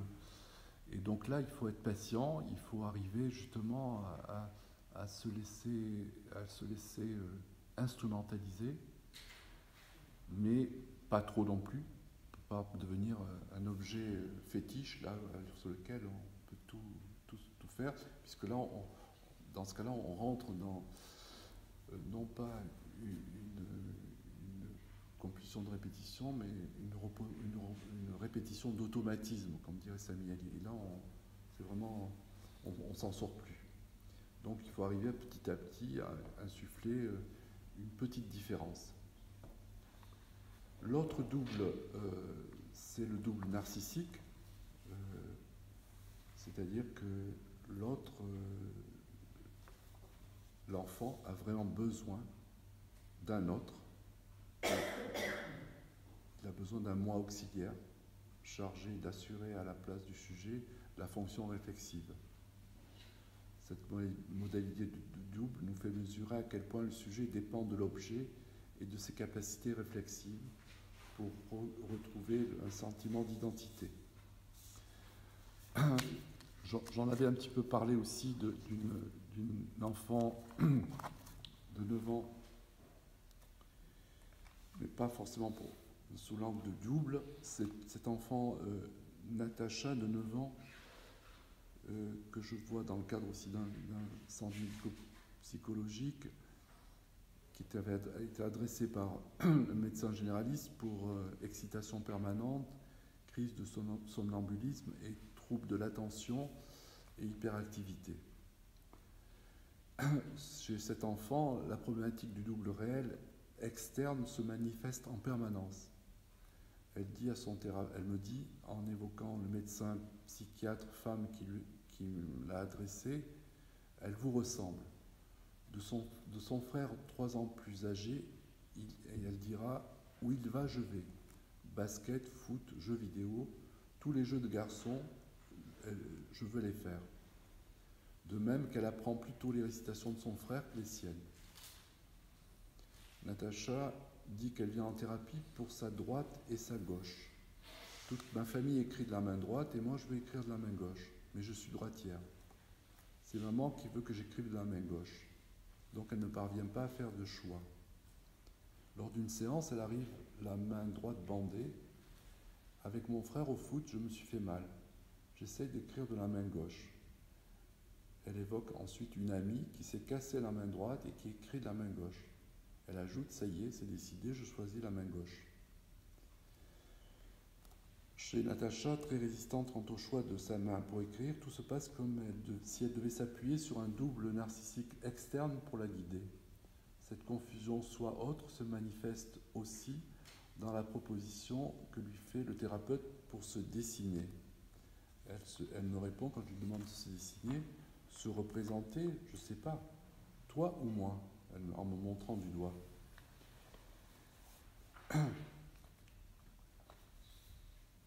Donc on observe aussi chez cet enfant des problèmes de sommeil, un somnambulisme et des angoisses nocturnes, donc ainsi que des troubles du sommeil, endormissement difficile, réveil nocturne fréquent, accompagné de cris nécessitant la présence des parents pour la calmer, et pas de souvenirs oniriques. L'enfant dira ne pas se souvenir de ses rêves. L'absence de souvenir de rêve ne permet pas au trauma de se diluer dans la projection onirique. Le rêve est généralement défini comme gardien du sommeil. À la faveur d'un travail corporel initié par elle, elle me demande de faire un jeu à base d'imitation d'attitude, de posture, de mimique. Elle se prolonge ici la problématique du double externe non intégré. Dans le but de soutenir l'identification projective adaptative convoquée par ce mouvement régressif de la thérapie, je lui propose de prolonger ce jeu à travers une inversion de rôle. Au jeu des identifications, elle peut ainsi reprendre et faire vivre par retournement sur le thérapeute le trauma que constitue pour elle la difficulté à choisir la droite ou la gauche de sa main. À la suite de ces séances, elle va commencer à se souvenir d'un rêve d'essence traumatique dans lequel le thérapeute réalise le meurtre, je tue son père. C'est le premier rêve transférentiel. Sa pulsion agressive se manifeste par le biais du thérapeute et fait suite au jeu d'inversion de rôle. Ce rêve la réveille et ses cris mobilisent toute la famille autour d'elle. En retour, elle reçoit les réprimandes paternelles, excédée par son agitation diurne et nocturne. À partir de ce moment-là, une série de rêves vont apparaître dans lesquels la thématique de la mort et de la perte demeure toujours présente, mettant en scène les deux parents dans un premier temps, ce qui va les réveiller à nouveau. Simultanément, dans les séances se poursuit le jeu d'inversion de rôle dans laquelle elle parvient à laisser émerger ses pulsions agressives refoulées et à les diriger vers l'objet thérapeute. Elle joue le rôle d'une orthophoniste sévère qui sanctionne les maladresses de l'enfant jusqu'au sadisme. À la suite de cette séquence, un nouveau rêve apparaît qui décrit la mort accidentelle d'un ami du père lors d'une chute en vélo, événement qui s'est réellement produit. La pulsion agressive poursuit son déploiement. Un événement de la réalité peut maintenant être repris dans la vie nocturne sans que le sommeil soit perturbé.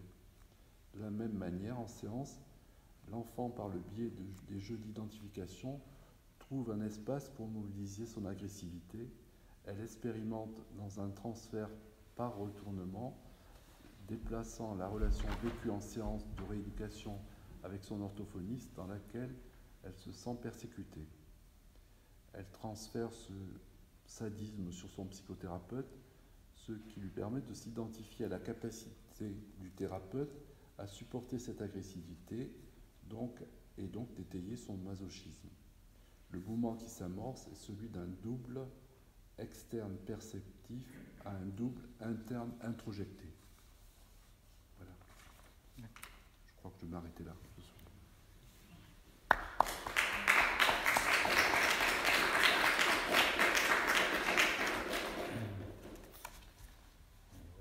Merci pour ce travail qui a le mérite quand même de non, je serai obligé de revenir alors peut-être parce que encore. De nous informer quand même sur les différents investigateurs justement du double en termes de professionnels ou de psychanalystes. Tu as cité un certain nombre d'entre eux. Mais ce qui est intéressant, c'est les liens qu'on peut faire avec ce double entre justement les neurosciences, avec les travaux de Rizzolatti sur les neurones miroirs, la psychologie du développement, notamment par Rochat, et puis la psychanalyse et la psychosomatique. Je crois qu'il y a des points de convergence là. Et c'est pas, là aussi, comme pouvait le reprocher quelquefois Samiali, c'est pas une tentative d'éclectisme, de se dire on est ouvert à tout. Là, réellement, il y a des points où on peut retrouver des explications, et notamment, je trouve là, pour le double, ce qui concerne aussi les neurosciences, c'est vraiment important. Je n'ai pas eu le temps de développer, je pense que... Non, mais en plus, je te remercie parce que c'est un préalable, je dirais, au cas que je présenterai. Je présenterai essentiellement de la clinique, donc ce va être beaucoup le patient qui va parler, mais on va revoir un peu tout ça, d'une certaine manière. Mais je vais vous proposer d'abord d'avoir des questions, de réagir ou de prendre le temps.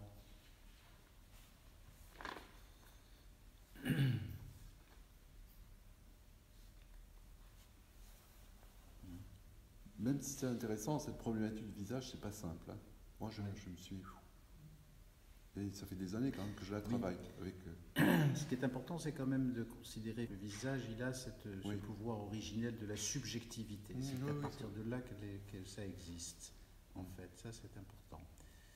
Alors après, c'est l'histoire du miroir, mais c'est vrai que non, je ne trouve pas ça très compliqué, l'histoire du visage. En tout cas, c'est très parlant du point de vue de la clinique. Et justement, le cas que je présenterai, tout va tourner autour du visage. Mais bon, après, c'est vrai que lui, ce qu'il propose, c'est ces notions de différenciation, mais où il implique la question de l'espace corporel et surtout de la notion d'espace et de temps à travers les mises en place des distances relationnelles. C'est-à-dire, il donne beaucoup d'importance justement à ce qui est extérieur, c'est-à-dire à l'autre. C'est un peu ça, voilà. C'est un peu ça qui est un peu, je dirais, pas traditionnel par rapport au processus interne, etc. Puis aussi, c'est sa vision de l'inconscient. Il n'y a pas d'inconscient. C'est ce qu'il appelle l'espace imaginaire, c'est l'inconscient. Et cet espace imaginaire est issu précisément de cet espace corporel. Alors, avec tout ce que tu as dit d'ailleurs, hein, la symétrie spéculaire, la question du tactile, tout ça participe justement, est originé dans le corps et participe précisément à créer ces notions d'espace de temps et de rapprochement, d'éloignement, de près, de loin, par le sensorimoteur, etc. Mais avec, je dirais, toujours l'inclusion de l'autre hein, dans la sphère autoconstitutive en quelque sorte. Hein. Il ne peut pas y avoir, je dirais, voilà, ce serait l'autisme, alors, en deçà du visage, en deçà de la relation. Bon, après, c'est vrai que Samyeli, il faut toujours l'approfondir, hein, c'est sans cesse. Hein. On n'a jamais fini avec Samyeli. C'est-à-dire de découvrir, hein, parce que sa pensée elle peut paraître accessible, mais en fait, c'est vrai que il y a toujours derrière les concepts des pensées sous-jacentes qui viennent d'ailleurs de sa grande expérience hein, professionnelle. Oui. Mais moi, ce qui m'aide aussi, c'est de faire un petit peu le lien avec Winnicott, parce qu'il y a quand même des points là aussi, même si lui, Samyeli, n'aime pas trop. Quoi. Non, parce que oui, il dit que le dedans-dehors est postulé. C'est pour ça qu'il dit que le dedans-dehors est postulé, comme il peut dire parfois que le temps est postulé de manière réaliste dans les préoccupations des psychanalystes quand il parle de l'inconscient. Bon, c'est vrai qu'il n'a pas tort. On ne peut pas non plus postuler le dedans, le dehors sans déjà... Et c'est vrai, comme on ne peut pas appliquer non plus une analyse, je dirais, du temps... du rêve, par exemple, avec un temps réaliste. C'est pas possible non plus. Il faut bien qu'il existe un temps imaginaire ou un temps inconscient. Donc voilà, c'est un peu ça.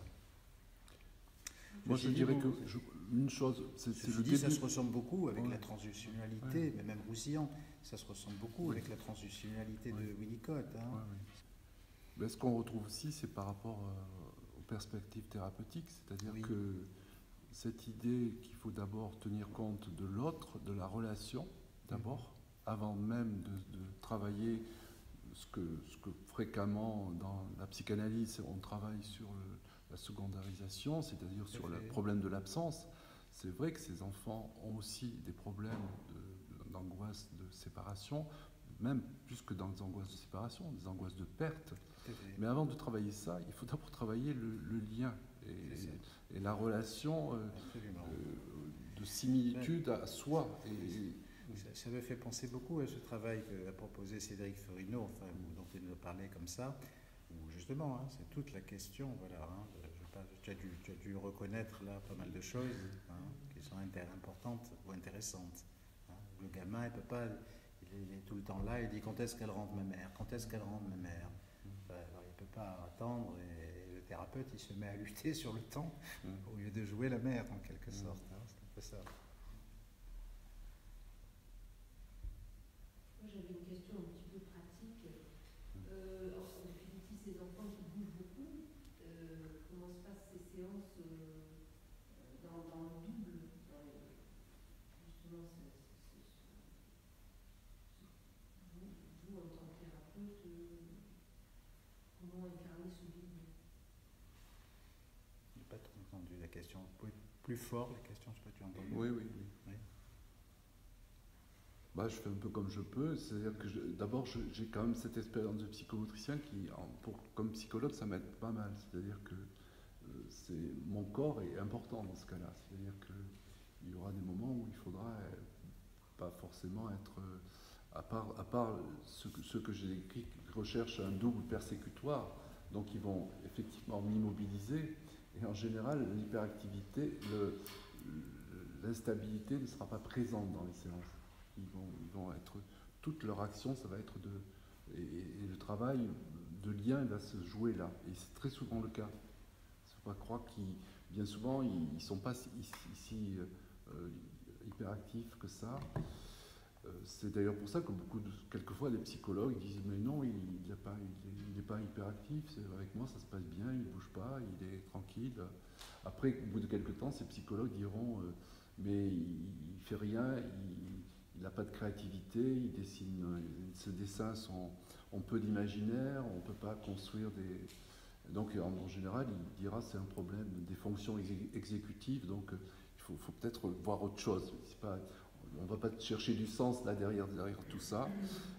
Donc moi, mon but, c'est quand même toujours de rechercher du sens. Peut-être pas un sens primaire de ce qui se joue, mais un sens secondaire. C'est-à-dire qu'il y a un sens autour. Ce qui se joue là, chez l'enfant, ça a un sens. C'est pas uniquement... il n'y a pas une défaillance, il n'y a pas une carence chez cet enfant. Ce qu'il faut remettre en jeu, c'est son corps imaginaire. C'est-à-dire qu'il faut qu'il recommence petit à petit à exister. Donc après, ces enfants qui sont dans le double, il y a le double narcissique. Le risque, c'est des enfants qui sont des enfants formidables pour les rééducateurs, parce qu'effectivement, ils sont là, les rééducateurs leur donnent ce qu'il y a à faire. Ces enfants, ils nous demandent ce qu'ils vont faire, et une fois qu'ils ont fini, ils demandent même qu'est-ce qu'on va faire après. Et donc, on va renforcer quelque chose autour du surmoi. Alors, quelquefois, pour ces enfants, il y a un besoin de rééducation. Mais quelquefois, c'est un effet paradoxal, c'est-à-dire qu'on va renforcer ce double. Et petit à petit, moi, je vois des adolescents qui n'ont peut-être jamais travaillé ce qui sont leur identité, si vous voulez. Donc, ils ont l'identité de l'autre et ils ont toujours besoin de cette prothèse-là. Et quelquefois, ce qui est un petit peu dommage, c'est qu'on pense que c'est intrinsèque à cette pathologie. C'est une pathologie qui est... Et je vous disais tout à l'heure, ma formation de base avec surtout de Ajouragera et Bergès, ces pédopsychiatres qui ont été dans toute cette lignée de cette psychiatrie française, dite française, avec Misès et tout, c'est des gens qui ont toujours tenté de trouver quand même un sens et n'ont pas favorisé forcément des rééducations orthopédiques, je dirais. Donc, parce que ça devient de l'orthopédie. Ouais. Donc, encore une fois, je dis quelquefois c'est nécessaire pour en orthophonie, par exemple, pour que l'enfant puisse avancer. Mais il faut aussi qu'il y ait d'autres approches en même temps. Je pense aussi. Le risque avec ces enfants aussi, c'est qu'on est souvent dans l'urgence, parce que ça se passe souvent mal à l'école, ça se passe mal à la maison, donc il faut agir. On est dans l'urgence, alors que c'est une thérapeutique où il faut être patient. Donc il y a deux rythmicités. La rythmicité du dehors, où il faut agir, et puis une rythmicité plus interne, où il faut être patient. Ce que ne comprennent pas toujours d'ailleurs les structures sociales, scolaires, ce que comprennent quelquefois mal les parents aussi, parce qu'ils voudraient, à partir du moment où il y a une prise en charge, il faudrait que les résultats soient très rapides. Donc, d'où, moi je ne suis pas contre, quelquefois, la nécessité qu'il y ait aussi un traitement pour des enfants qui sont en très très grande difficulté. C'est un peu comme dans les dépressions, on ne dit pas être contre une chimiothérapie. Si on paye le feu, il faut appeler les pompiers. Voilà, c'est ça. Par contre, c'est voir après comment ça peut se transformer, ce qui est autre chose à côté. Et même pour des thérapies, des psychothérapies, je dois dire que quelquefois, pour certains enfants, il y a besoin qu'il y ait aussi ce traitement pour qu'ils puissent être aptes à être avec nous un petit peu, commencer à être avec nous. Donc, comment faire avec ces enfants? Moi, je dirais que c'est à la fois compliqué et à la fois pas si compliqué que ça, si on est patient. C'est nous qui sommes les patients. Donc, et patient, ça ne veut pas dire ne rien faire, ça ne veut pas dire être... je crois aussi que ces enfants nous font bouger aussi dans ce que j'appelle le contre-transfert émotionnel, c'est-à-dire qu'ils nous remuent aussi. On sent bien qu'ils mettent notre corps, la proprioception, bien en évidence. Et c'est bien ça aussi qu'il faudra... J'ai insisté sur ces travaux sur la sensorialité, sur ce qu'a écrit Bullinger, sur ce qu'ont écrit d'autres auteurs comme Georgiev. c'est bien aussi cette proprioception qu'il va falloir remettre en vie un petit peu chez nous. Et d'abord, ils la remettent en vie chez nous. Et donc, par retournement, petit à petit, on peut évoquer les choses avec eux. Oui, sans perdre de vue qu'elle doit être quand même en simultané avec la représentation. Oui, oui. C'est-à-dire, voilà, c'est important ça. Oui. Parce que des fois, on fait allusion au perceptif, mais comme si c'était la première chose. C'est pas la première chose, c'est peut-être l'imaginaire. Enfin, bon, ça aussi, Samiani, c'est compliqué, parce que ce qu'il appelle l'imaginaire, c'est aussi très vaste. Oui. Je crois qu'il y a une question. C'est ça? Non? Vous n'avez pas levé la main?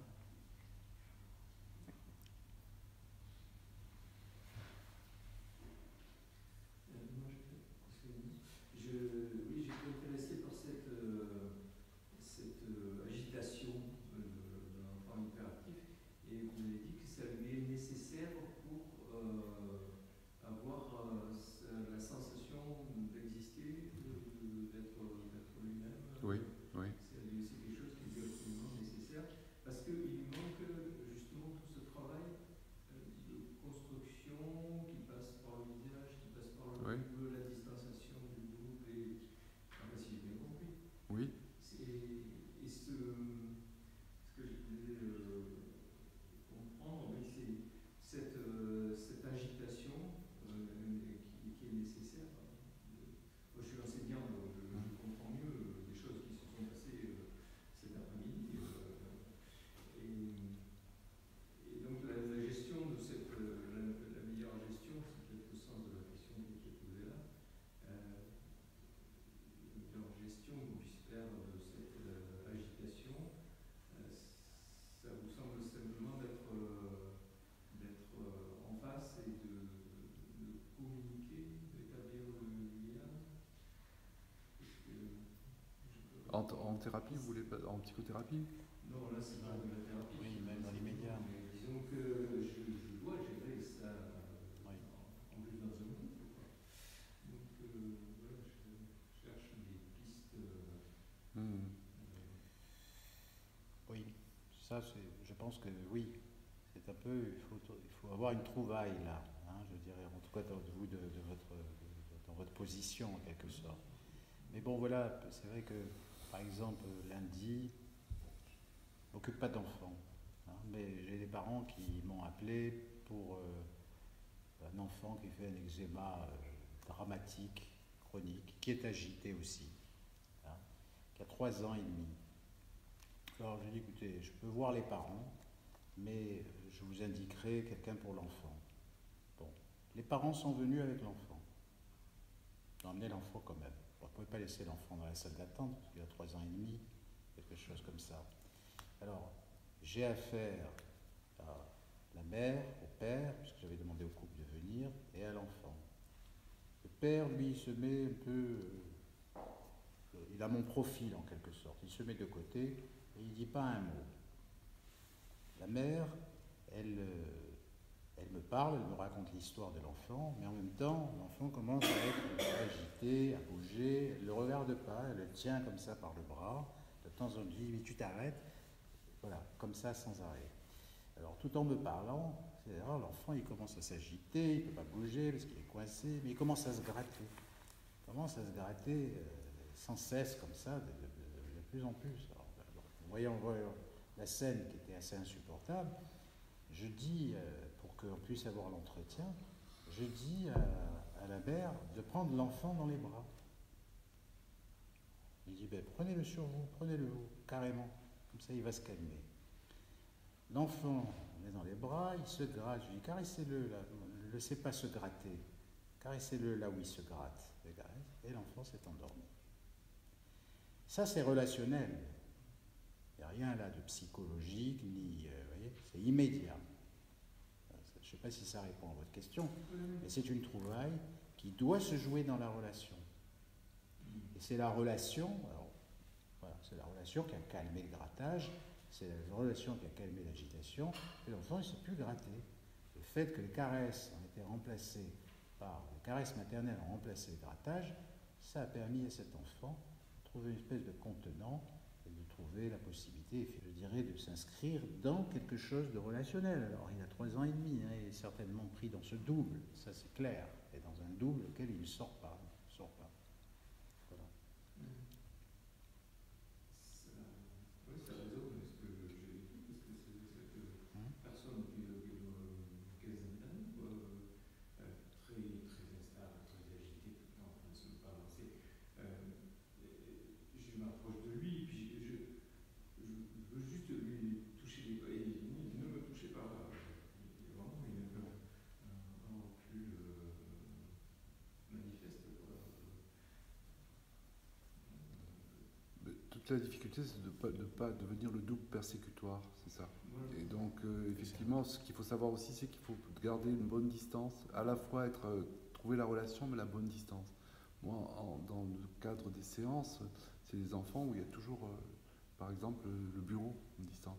Après, quand on commence à se déplacer dans l'espace, ils construisent des forteresses où ils se mettent derrière, ils ont besoin d'être, de ce jeu de relationnel, de besoin d'être protégés. Parce que justement, il n'y a pas cet enveloppement, il n'y a pas cette contenance qui existe chez eux. Donc, ça fait penser aux travaux d'Anzieux sur le moi-peau, quelque chose qui est un moi-peau passoire un petit peu. Donc, il y a besoin de les aider à trouver oui, on peut créer quelque chose où ils soient à la fois protégés et à la fois en lien, qu'on sente qu'on est là pour eux. Ils ont besoin aussi qu'on soit attentif. Cette attention conjointe, ça peut fonctionner. Mais la grande difficulté, c'est de ne pas devenir, parce que alors là, c'est terminé. Un ado qui me dit, parce qu'il ne voit pas la causalité de ce qui s'est passé pour eux. C'est-à-dire qu'il vient, il me dit, je suis arrivé, elle m'a dit, tu prends tes affaires et tu vas dans la salle d'à côté. Et d'une prof. Mais sûrement qu'il avait fait quelque chose pour qu'elle lui dise ça. Mais lui, il ne comprenait pas quelle est fait, son action, l'action de la prof. Et elle lui a demandé d'aller faire son contrôle dans la pièce d'à côté. Donc, elle devenait le double. Voilà, oui. Et justement, par rapport à ça, ce que je voulais dire, c'est que souvent, dans un espace classe, quand on a un ou plusieurs élèves comme ça, l'ambiance ou la relation qu'injecte l'enfant devient vite toxique. Et on a vite fait de répondre à la toxicité par la toxicité. Et quand on réalise en fait cette difficulté d'établir du lien, de cause à effet entre les événements, les circonstances et le vécu émotionnel qui va être traversé, ça alimente un mauvais moulin. Parfois, peut-être ce qui est aussi intéressant, c'est d'aider à remettre les choses dans leur contexte, d'aider à remettre l'agitation parfois dans une situation de composition individuelle. Parfois, l'agitation extrême peut arriver dans un moment où l'enfant est censé avoir affaire à ses repères internes ou à ses capacités d'abstraction pour réaliser ce qu'on lui demande. Seulement là, c'est justement le bas blesse. Et ça va répondre par une agitation, une sollicitation de l'entourage, qui, si elle n'est pas repérée et nommée, ne serait-ce que pour apporter un effet de contenance ou de rassurance, va faire convoluer le problème.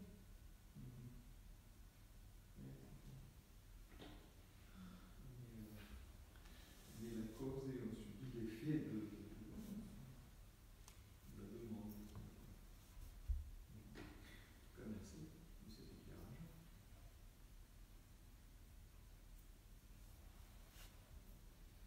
Moi, je ne sais pas trop comment formuler ça, parce que c'est une question que je me pose en ce moment, dans les différentes lectures que j'ai, notamment liées à l'autisme, et puis aussi parfois liées à cette question de l'agitation. Je m'aperçois que de plus en plus dans la littérature qui concerne l'enfance, la question de la psychose disparaît, même en tant que telle, où elle est évoquée pour être invalidée. Et donc je me posais un petit peu la question de savoir où on est, la question de la psychose par rapport par exemple, au TDAH, toutes ces choses-là. Est-ce que c'est encore des choses qui sont nommées dans les CLP ou pas? Est-ce que c'est des choses qui sont traitées? Est-ce que c'est quelque chose dont vous faites usage en arrière-plan de votre réflexion? Non, je crois que c'est vrai que c'est plus nommé, hein, la psychose. Non, mais... Non, c'est vrai que ça ne fait pas partie des termes utilisés. Oui. Actuellement, on parle plus de troubles envahissants du développement, Voilà. de troubles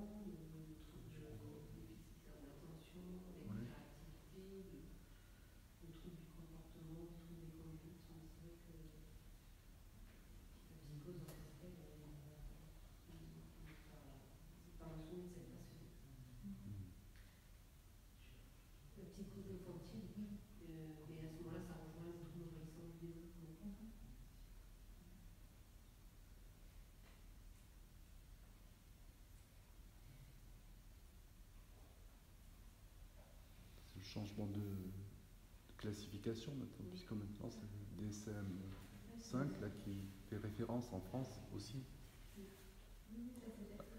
Alors qu'il y avait d'autres référentiels plus français avant.